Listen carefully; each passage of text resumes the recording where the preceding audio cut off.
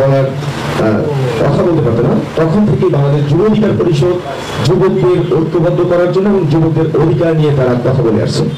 এবং আপনারা জানেন যে এই যুবকদের দীর্ঘদিনের একটা সমস্যা হচ্ছে বেকারত্ব, এবং বর্তমান সময়ে চাকরির যে বয়সসীমা, আমি এই একটা পয়েন্টই কথা বলবো, এই চাকরির বয়সসীমাটা আমাদের জন্য একটা বড় মহামারী আকার ধারণ করেছে। কারণ আমরা যখন পাবলিক বিশ্ববিদ্যালয়গুলো লেখাপড়া করে যারা বা আমরা যারা করেছি, সেখানে আপনার সেশন গ্যাপ বা বিভিন্ন আমরা দেখেছি যে করোনাকালীন সময়ে যে সকল ভাইরা তখন স্টাডি করেছেন, তখন কিন্তু তাদের এই সময়কালে তারা কিন্তু হচ্ছে একটা গ্যাপ, সেশন গ্যাপ হয়েছে। এই সেশন গ্যাপগুলোর কিন্তু পরবর্তীতে তাদের এই অনার্স মাস্টার্স কমপ্লিট করার পরে তাদের কিন্তু বয়সসীমাটা আর থাকতেছে না।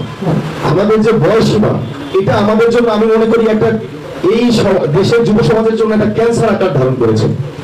এই দেখেন আমাদের সাধারণের মধ্যে যেটা অনেকেই এই বয়সসীমা নিয়ে আন্দোলন করতেছেন, যে কারো দাবি 32, কারো দাবি 35, কিন্তু আমাদের দাবিটা দেখেন, আমাদের দাবিটা হচ্ছে কোনো বয়সসীমাই থাকবে না।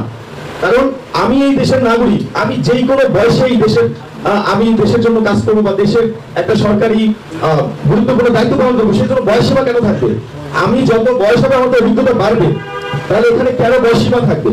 অর্থাৎ এটা আমাদের জোর দাবি যে আমাদের যে এখানে পয়েন্টটা অনেক হয়েছে 32, 35, এরকম অনেক ভাইরা আমাদের কাছে আসেন, 35 আন্দোলনের ভাইরাও আমাদের কাছে আসেন। তো আমাদের এই সাতটা যদি আপনারা একটু সবাই দেখেন, এই সাতটা যদি এই সরকারের কাছে উপস্থাপন করে আমরা বাস্তবায়ন করতে পারি, তাহলে আমার মনে হয় বাংলাদেশে আর এই বেকারত্বের সমস্যা, যুবকদের কোনো সমস্যার মধ্যে কিছু থাকবে না। অতএব যুব অধিকার পরিষদ সবসময় চিন্তা ভিত্তিক কাজ করে। যুব অধিকার পরিষদ সবসময় যুবকদের অধিকার নিয়ে রাজপথে ছিল, আউটডোরে, ইনডোরে, এবং সকল যুব সংগঠনকে নিয়ে আমরা সবসময় ঐক্যবদ্ধভাবে আমরা কাজ করার চেষ্টা করে যাচ্ছি।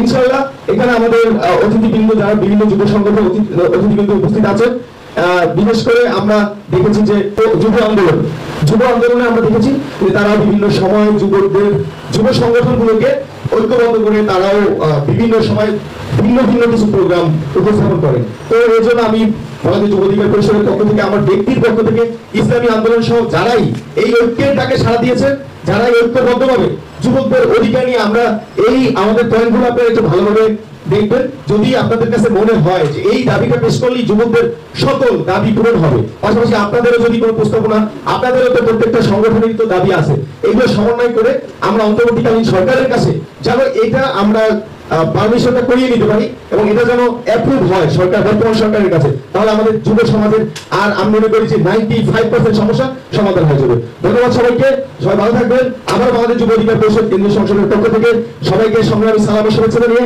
আজকের মতো বক্তব্য এখানেই শেষ করছি। আল্লাহ হাফেজ। আসসালামু আলাইকুম ওয়া রাহমাতুল্লাহ।